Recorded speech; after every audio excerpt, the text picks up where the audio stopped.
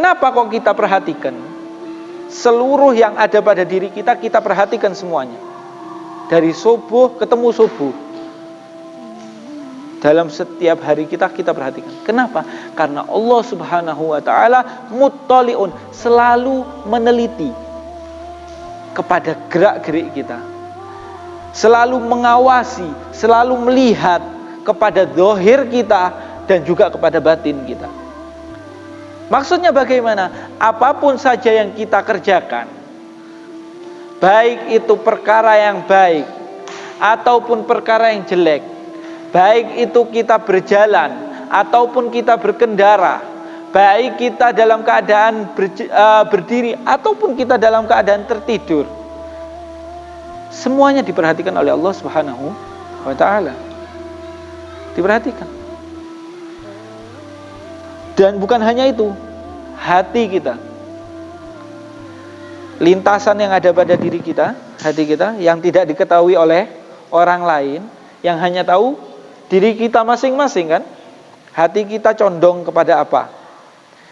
Hati kita terlintas pada hati kita, melihat orang yang kurang sempurna misalnya, orang yang memiliki kurang dalam penciptaannya dari Allah Subhanahu wa ta'ala. Kita ada lintasan di hati. Orang ini kok kayak gini ya. Orang ini kok jelek ya misalnya. Orang ini kok kayak gitu ya. Itu semua Allah perhatikan pada diri kita. Jangan kita bayangkan bahwasanya Allah Subhanahu wa ta'ala tidak tahu. Allah tahu. Bahkan Allah lebih tahu daripada apa yang kita ketahui. Allah tahu. Bahkan kita belum kerjakan aja Allah tahu bahwasanya habis gini fulan akan mengerjakan ini. Habis gini A akan ada kretek di hatinya seperti ini. Allah Subhanahu wa ta'ala sudah tahu sebelumnya. Dan jauh-jauh hari Allah sudah tahu. Bahkan Allah yang mengatur bahwasanya orang ini nanti akan seperti ini. Orang ini akan pikiran seperti ini. Orang ini akan seperti ini dan seperti ini. Semuanya Allah tahu. Sehingga perlu kita hati-hati. Perlu kita awasi. Apa saja anggota badan kita, khususnya juga dalam hati kita. Itu. Kadang kan kita melihat sesuatu yang aneh, ada pikiran-pikiran jelek. Ya. Melihat orang kayak, kok kayak gini ya. Merasa diri kita lebih hebat. Saya hadir majelis. Sering kita bahas bahwasanya saya hadir majelis, itu tidak hadir majelis.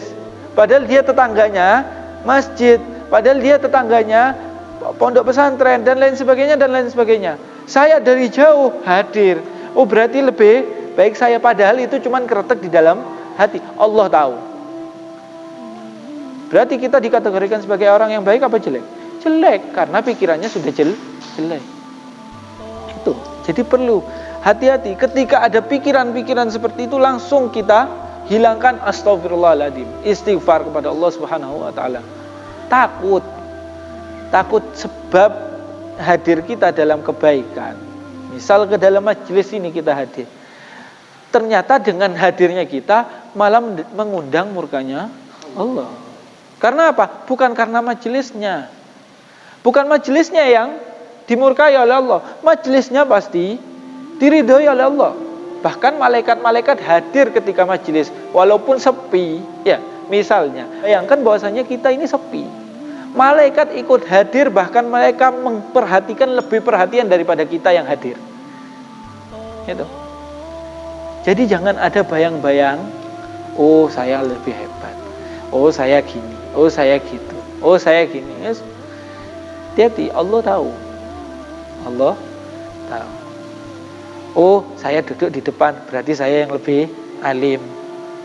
Saya yang duduk paling belakang, biar dibilang orang yang paling Masya Allah. Bisa jadi pikiran-pikiran berbeda-beda. Nah, kita perlu perhatikan, kita perlu koreksi lagi bahwasanya diri kita ini harus hati-hati. Baik itu hati kita, baik itu zahir kita ataupun batin kita. Allah Subhanahu wa ta'ala Maha tahu.